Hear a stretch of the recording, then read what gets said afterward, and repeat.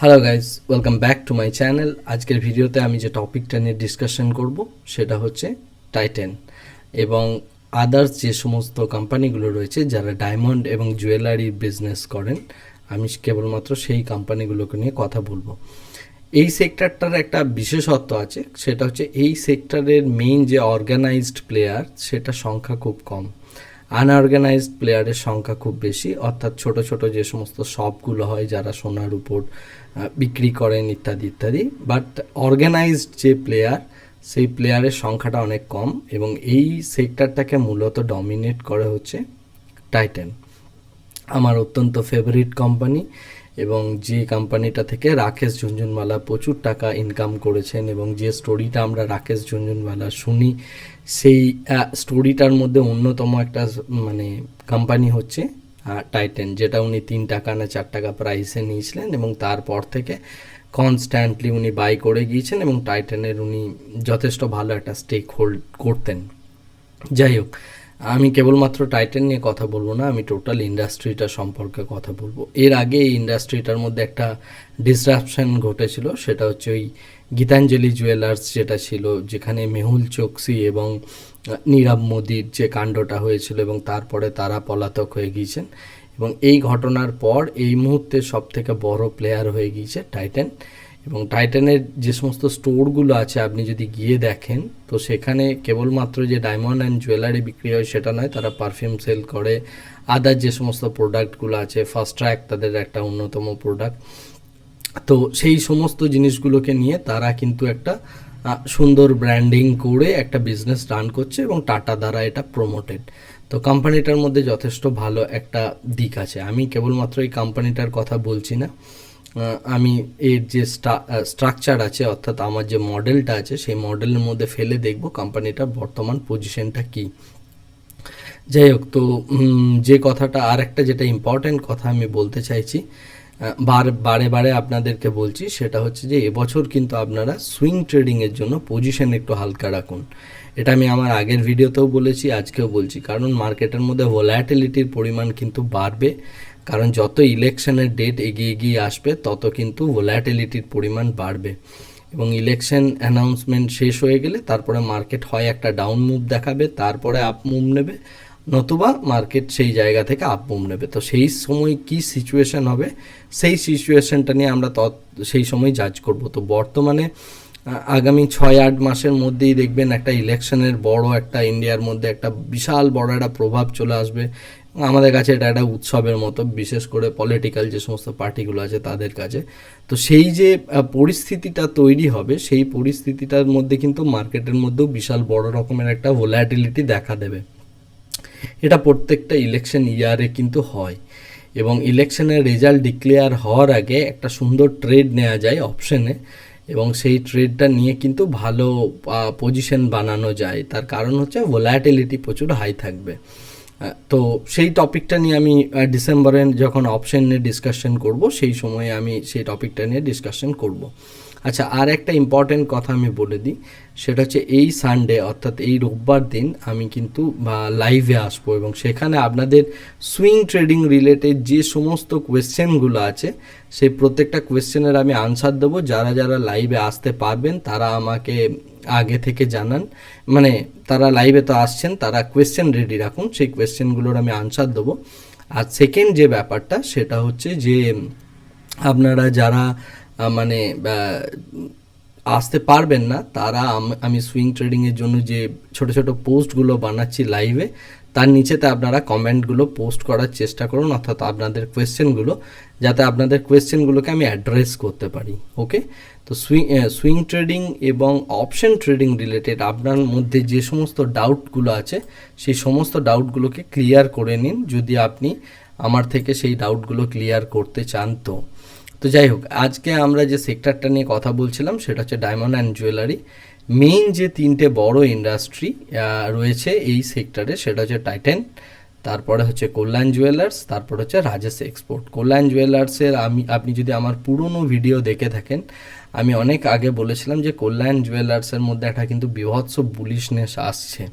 ওকে, এটা কিন্তু আমি আমার সুইং ট্রেডিংয়ের পার্ট রিলিজ করার আগে একটা পার্ট যখন আমি ডিসকাশন করছিলাম সেই সময় কিন্তু আমি এই কল্যাণ জুয়েলার্স নিয়ে বলেছিলাম দীর্ঘদিন আগে। তখন আমি একটা 52 উইকস হায়ার স্ট্র্যাটেজি দিয়েছিলাম আমার এই চ্যানেলেই। সেইখানে কিন্তু আমি কল্যাণ জুয়েলার্সের কথা বলেছিলাম এবং তারপরে স্টকটা কিন্তু একটা বিভৎস ভালো আপমুভ দেখিয়েছে। যাই হোক, এখন আমরা দেখব এই তিনটে কোম্পানিকে মেনলি নিয়ে ডিসকাশন করব। তাছাড়া আর একটা নতুন কোম্পানি যেটা আমাদের কলকাতার খুব পরিচিত কোম্পানি এবং জাস্ট লিস্টেড হয়েছে স্টক মার্কেটে, সে ডায়মন্ড অ্যান্ড জুয়েলারি সেগমেন্টে, সেটা হচ্ছে সেনকো গোল্ড। তো আমি এখন এই ছোট যে সমস্ত স্মল ক্যাপ কোম্পানিগুলো রয়েছে, পিসি জুয়েলার্স থেকে শুরু করে এই যে সমস্ত কোম্পানিগুলো রয়েছে, এই কোম্পানিগুলোতে আমি ইনভেস্ট করতে এই মুহূর্তে বা ট্রেড করতে আমি এই মুহূর্তে রেকমেন্ড করছি না, কারণ 10,000 কোটি টাকা মার্কেট ক্যাপের ওপরের কোম্পানিতেই থাকা ভালো। এটা আমার মনে হয়, আমার ব্যক্তিগত অভিমত। আপনি যদি বেশি রিস্ক টেকার হয়ে থাকেন তাহলে আপনি এই সমস্ত কোম্পানিগুলোতেও ডায়মন্ড অ্যান্ড জুয়েলারি সেগমেন্টে যেতে পারেন। যাই হোক, তো আমরা এখন তিনটে স্টক নিয়ে আলোচনা করব মূলত। একটা হচ্ছে টাইটান, দ্বিতীয়টা হচ্ছে কল্যাণ জুয়েলার্স, তৃতীয়টা হচ্ছে রাজেশ এক্সপোর্ট। তো আমার যে মডেলটা আছে সেটা হচ্ছে সুইং ট্রেডিং মডেল, এবং এই সুইং ট্রেডিং মডেলে আমি রেখেছি রিলেটিভ স্ট্রেংথ যেটা হচ্ছে 55, তারপরে আরএসআই 14 পিরিয়ড আরএসআই এবং তার সাথে সুপার ট্রেন্ড। এই তিনটে নিয়ে আমি আমার সিস্টেম ডিজাইন করেছি এবং এই সিস্টেমটার ওপরেই বেস করে আমি আপনাদের ট্রেড করার কথা বলেছি, রাইট? তো এই মুহূর্তে যেটা দেখতে পাচ্ছি সেটা হচ্ছে টাইটানের যে এন্ট্রিটা ছিল সেটার পরে টাইটান কিন্তু একটা এক্সিট দিয়েছে এবং সুপার ট্রেন্ড জাস্ট রেড হতে শুরু করেছে। তো টাইটানের মধ্যে ফ্রেশ এন্ট্রি কথা আমি এই মুহূর্তে ভাবছি না।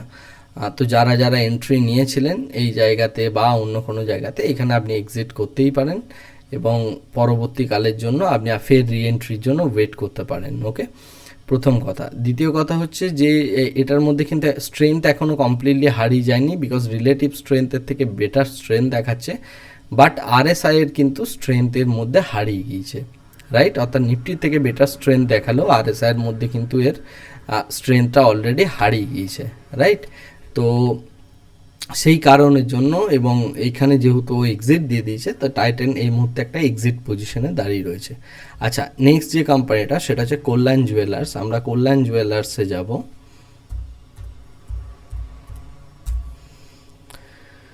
কল্যাণ জুয়েলার্স লিমিটেড, এই কোম্পানিটার মধ্যে আমি কিন্তু অনেক আগে একটা এন্ট্রি কথা বলেছিলাম এরকম একটা জায়গাতে। এটা যদি আপনারা কেউ আমার খুব পুরনো চ্যানেলের মেম্বার হয়ে থাকেন দেখবেন যে 52 উইকস হায়ার একটা স্ট্র্যাটেজি বলেছিলাম, তারপরের দিনেই আমি এই ডিসকাশনটা করেছিলাম। তো কল্যাণ জুয়েলার্স তারপর থেকে একটা সুন্দর আপ মুভ দিয়েছে, তারপরে আমি দেখতে পাচ্ছি সেক্টরটার মধ্যে কিন্তু যেহেতু একটা ডাউন মুভ বা মোমেন্টাম আসার একটা প্রবণতা কমে গিয়েছে, তাই সেই কারণে কিন্তু এ অলরেডি ফল করেছে কিছুটা পরিমাণ। ওকে, এবং এর মধ্যে ফ্রেশ এন্ট্রি কিন্তু এই মুহূর্তে নেই কল্যাণ জুয়েলার্সের মধ্যে। এই স্টকগুলো এন্ট্রি এবং এক্সিট এই প্রত্যেকটা ডিসকাশন করার মাধ্যমে আপনি কিন্তু আপনার মধ্যে যে ব্যাপারটা রয়েছে, অর্থাৎ আপনি যে ট্রেডিংটা করতে চান সেই ট্রেডিংয়ের ব্যাপারগুলো কিন্তু এখান থেকে ভেরিফাই করে নিতে পারেন, যে কীভাবে আপনি এন্ট্রি নেবেন, কীভাবে এক্সিট নেবেন। নেক্সট হচ্ছে রাজেশ এক্সপোর্ট। আমি রাজেশ এক্সপোর্টে যাই। রাজেশ এক্সপোর্ট এটাও খুব বড় মাপের একটা কোম্পানি। এখানে দেখুন এর মধ্যে কিন্তু একটা ডাউন মুভ চলছে। তো যদি আমরা দেখি এখানে আমার যদি যে সিস্টেমটার কথা বলছিলাম সেই সিস্টেমটা এরকম জায়গাতে কিন্তু আমাকে এক্সিট বলে দিয়েছে, রাইট? 779-এ। তারপর থেকে দেখুন এই যে যদি মানে এটাই হচ্ছে আরএস মডেলের আমার সব থেকে বড় অ্যাডভান্টেজ, যে আপনি এসএল সবসময় এখানে ছোট পাবেন। আপনারা বারবার আমাকে একটা কোয়েশ্চেন করছেন যে এসএল কি করে পুট করব।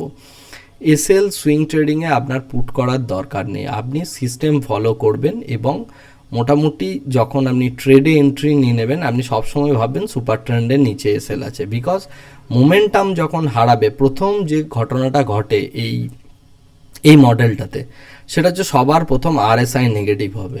ওকে, অর্থাৎ মোমেন্টাম হারিয়ে যাবে স্টকটার মধ্যে। মোমেন্টাম হারিয়ে যাওয়ার পর স্টকটা যদি ফার্দার মোমেন্টাম পায় তো সুপার ট্রেন্ডের কাছ থেকে মোমেন্টাম পেয়ে যাবে। অর্থাৎ এই যে জায়গাটা, যেমন এই জায়গাটা, এখানে মোমেন্টাম দেখুন হারিয়ে গিয়েছিল আগে, তারপরেও সুপার ট্রেন্ডের কাছ থেকে ফার্দার মোমেন্টাম পেয়ে গেছে, রাইট? যখন এই ঘটনাটা ঘটবে তখন আপনি বুঝতে পারবেন যে ও ফার্দার মোমেন্টাম পেয়ে গেছে, এবং তারপরে যদি ফের মানে মোমেন্টাম লস করে তখন আপনি আবার এক্সিট করবেন। কিন্তু সবসময় জেনে রাখবেন মোমেন্টাম লস সবার আগে হবে, অর্থাৎ আরএসআই সবার আগে নেগেটিভ হবে এবং তারপরে আপনার সুপার ট্রেন্ডের নিচে আসবে। সুপার ট্রেন্ডের নিচে যেদিন ক্লোজিং দিচ্ছে আপনি সেই দিন কিন্তু এক্সিট করবেন। অর্থাৎ এই স্টকটার মধ্যে যদি আপনি এন্ট্রি নিতেন এরকম জায়গায়, এই জায়গাতে আপনার এক্সিট ছিল। ওকে, মোটামুটি এই জায়গাটাই আপনি এক্সিট করে যেতে পারেন। সিমিলারলি এখানে যদি আপনি এন্ট্রি নিয়ে থাকেন এই জায়গাতে আপনি এক্সিট করে যাবেন। এই দুটো ব্যাক টু ব্যাক এসএল আপনার হিট করবে, আমি মানছি, কিন্তু আপনি দেখুন এইখানে আপনার লসটা কতটুকু কম হবে। তারপরে এই যে ডাউন ট্রেন্ডটা, যারা ধরুন ইনভেস্টার মনে করেন নিজেদেরকে, তারা কিন্তু এই ট্রেন্ডটা রাইড তো করছেনই, তারপরে যখন এই ফলটা করলেন তারা কিন্তু চুপচাপ বসে থাকবেন বা নিচের দিকে পড়লে তারা আবার বাই করতে থাকবেন। কিন্তু দেখুন এখানে 700 টাকা থেকে ও কিন্তু 500 টাকায় পড়ে গেছে। আমার যে মডেল সে কিন্তু 773 774-এ কিন্তু এক্সিট বলে দিয়েছে। তো আমি যদি এই জায়গায় এক্সিট না নিই তাহলে কত বড় লসের মধ্যে আমি ঢুকে যাব সেটা আশা করি আপনি বুঝতে পারছেন। যারা শেয়ার বাজারে ট্রেড করেন এবং রীতিমতো ট্রেডিংটাকে একটা সাবজেক্ট হিসাবে নেন তারা আশা করি আমার এই কথাগুলোর সাথে রিলেট করতে পারবেন। ওকে, তো আমাদের কাজ হচ্ছে লসটাকে ছোট করা। লস ছোট করার জন্য এই মডেলটা খুব ভালো। আমি আরেকটা এক্সাম্পল দিচ্ছি, যেমন ধরুন আপনি যদি এই জায়গায় এন্ট্রি নেন, কথার জন্য বলছি, এখানে আমার এন্ট্রি দিয়েছে, আমার এই জায়গায় এক্সিট দিয়েছে, আপনি দেখুন মাত্র 5 টাকা 10 টাকা এর মধ্যেই আপনার স্টপ লস হিট হয়ে যাচ্ছে। কিন্তু যে মুহূর্তে আপনি বড় র্যালি পাচ্ছেন, যদি কোনো স্টকে র্যালি পান সেই জায়গায় কিন্তু বিশাল বড় একটা র্যালি পাবেন। ওকে, এই মডেলটার এটাই অ্যাডভান্টেজ। আপনি যদি চ্যানেলে নতুন হয়ে থাকেন তাহলে আমার এই সুইং ট্রেডিংয়ের একটা প্লেলিস্ট অলরেডি বানানো আছে, সেই প্লেলিস্টটা কাইন্ডলি দেখে নিন। সেই প্লেলিস্টটা দেখে নিলে আপনার কিন্তু এই যে ডিসকাশনটা আমি করছি সেই ডিসকাশনটা আপনি মিনিংটা বুঝতে পারবেন বা এই মডেলটা অ্যাকচুয়ালি কী সেটাও সম্পর্কে বুঝতে পারবেন। ওকে, তো যাই হোক, আজকের আশা করি ডায়মন্ড এবং জুয়েলারি সেগমেন্টটার কথা আপনি বুঝতে পারলেন এবং ডায়মন্ড এবং জুয়েলারি সেগমেন্টের মেইন এই তিনটে প্লেয়ারের স্টক আপনারা লিস্ট করুন এবং তার সাথে সাথে সেনকো গোল্ডের কথা আমি এখন বলছি না, আর কোনো নতুন কোনো প্লেয়ার এই সেগমেন্ট থেকে আমরা নেব না। আমরা এই তিনটে স্টক কেবলমাত্র নেব এবং এই তিনটে স্টকের মধ্যেই নেক্সট টাইম অনওয়ার্ডস আমরা সুইং ট্রেডিং অপরচুনিটি খোঁজার চেষ্টা করব। তো আজকের ভিডিওটা আমি এই জায়গাতেই শেষ করছি। আপনাদের প্রত্যেকের সাথে আবার পরবর্তীকালে দেখা হবে নেক্সট ভিডিওতে। Thank you very much, bye by.